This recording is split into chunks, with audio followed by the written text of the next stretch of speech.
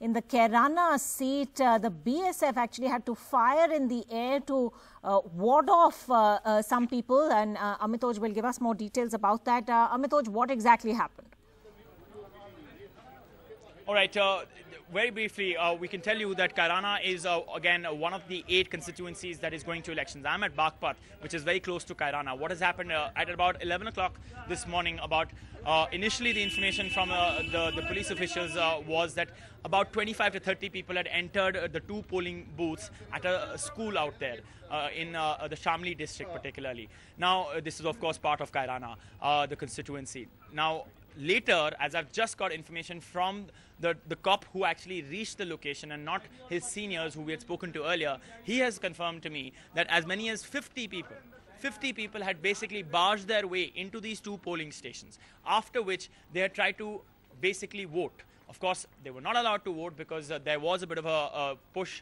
There was shoving happening. The BSF tried to ward them off, and eventually they had to fire in the air, and that is when these people actually left. Now, a few questions that are still not answered. One, how many arrests have been made? From our understanding, none, because these police officials say that they are busy with the election responsibilities that are on them right now, so they have not gone ahead and made any arrests. And for that, they need to also have an investigation, which again has not been done.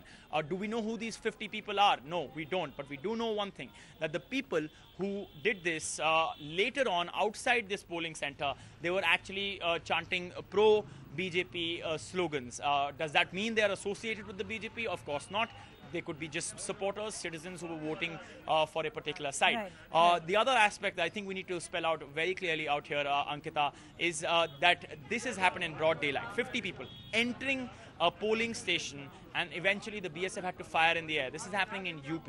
I think it's extremely significant, and the biggest problem is that for 1 hour, voting did stop, and I asked the police official whether the people who were waiting at that point and were there at that time, did they come back to vote?